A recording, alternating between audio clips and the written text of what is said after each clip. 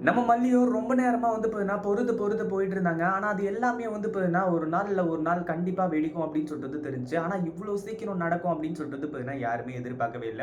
அதாவது இந்த ரஞ்சிதாவும், ராஜேஸ்வரியும் வந்துட்டு நம்ம மல்லி வந்து சைலன்ட்டா இருக்காங்க அப்படின்னு சொல்லிட்டு வந்து சொல்லி, எவ்ளோ பெரிய விஷயத்த எல்லாத்தையுமே செஞ்சுட்டு இருக்காங்க. ஆனா, அது எல்லாத்தையுமே ஒரு பொருட்டாவே எடுத்துக்கல. ஆனா, வெண்பா விஷயம் அப்படின்னு வரும்போது, அவங்க ரொம்பவே வந்து கண்டிப்பா இருந்தாங்க. அப்பவும் சண்டை போட்டாங்களா அப்படின்னு கேட்டா கிடையாது. ஆனா, கடைசியில வந்து இப்போ நம்ம விஜய் இங்க மாஸ் என்ட்ரி குடுக்கறது மட்டும் இல்லாம, நம்ம மல்லி வந்துட்டு பயங்கர கோவத்தோட, இப்போ இது என்னோட புருஷன் வீடு. என் வீடு மாதிரி. நீ வந்து அந்த வீட்லயே இருக்கக்கூடாது அப்படின்ற மாரி சொல்லி, இந்த ராஜசூரிய வந்து இப்போ கழுத்த புடிச்சு வெளிய தள்ள ஆரம்பிச்சுறாங்க. உண்மையிலேயே அத பார்க்கும்போது ரொம்பவே வந்து சந்தோஷமா இருந்துட்டு இருக்கு. ஏன்னா, ராஜேஸ்வரி இல்லாத வீடு எவ்ளோ நல்லா இருக்கும் அப்படின்னு சொல்லிட்டு நம்ம எல்லாருக்குமே நல்லாவே தெரியும். அது மட்டும் இல்லாம ரஞ்சிதாவ வந்து ஈஸியா இந்த வீட்ட விட்டு விரட்டிருவாங்க அப்படின்றது நமக்கு நல்லாவே தெரியும். நம்ம மல்லி இப்ப கூட வந்து ஏன் இந்த மாரி சைலன்ட்டா இருக்காங்க அப்படின்னு பார்த்தீங்கன்னா, நம்ம விஜய் விஜய் சொன்ன ஒரு வார்த்த தான். அதாவது அவங்க யார் தெரியுமா? அவங்க வந்து அவங்களோட பேர கேட்டா படையே நடுங்கும் அப்படின்ற மாரி இந்த ராஜேஸ்வரிய பத்தி நல்லா பில்டப் பண்ணிட்டு போயிட்டாரு.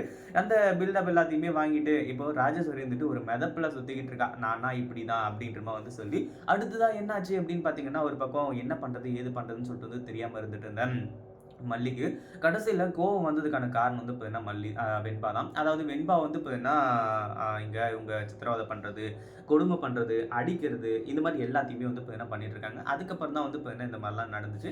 அதாவது அ என்னாச்சு அப்படின்னு பார்த்தீங்கன்னா, ஒரு பக்கம் வந்து நம்ம விஜய் இருந்துட்டு பிசினஸ் மீட்டிங் அப்படின்னு சொல்லிட்டு வந்து போனது 2, 3 நாள் வரல.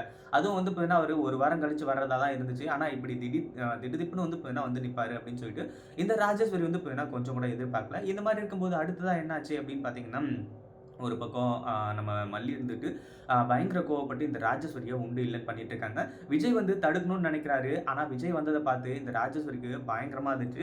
இன்னும் கொஞ்சம் வந்து சென்டிமெண்ட் சீன கிரியேட் பண்ணும் அப்படின்னு சொல்லிட்டு நம்ம மல்லி கிட்ட வந்து அடி வாங்குற மாரியே நடிச்சுக்கிட்டு இருக்கா. நம்ம விஜயும் அத பார்த்து பயங்கர கோவப்படுறது மட்டும் இல்லாம, நம்ம மல்லி வந்து இப்போ அந்த விட வந்து பயங்கர கோவப்பட்டு, ஒழுங்கா இந்த வீட்ட விட்டு வெளிய போங்க அப்படின்ற மாரி வந்து சொல்லி, இந்த இடத்துல வந்து அடுத்ததா ஒரு விஷயத்த வந்து செய்றாங்க. என்ன அப்படின்னு பார்த்தீங்கன்னா, இந்த ராஜேஸ்வரிய கழுத்த புடிச்சு வந்து வெளிய தள்றாங்க. ஒழுங்கு மரியாதையா 2 பேரும் அப்படியே திரும்பி பார்க்காம ஓடி போயிடுங்க.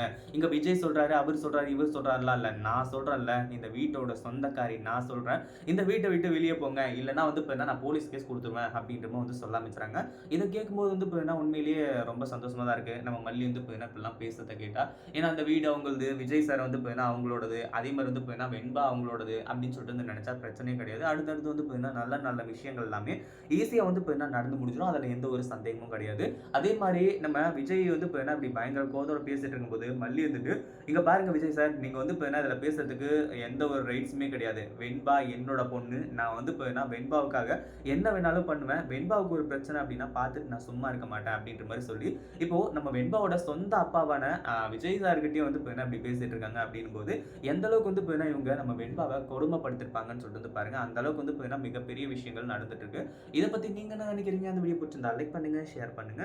இப்பதான் நம்ம சேனலுக்கு ஃபர்ஸ்ட் டைம் வரீங்க அப்படின்னா சப்ஸ்கிரைப் பண்ணிக்கோங்க.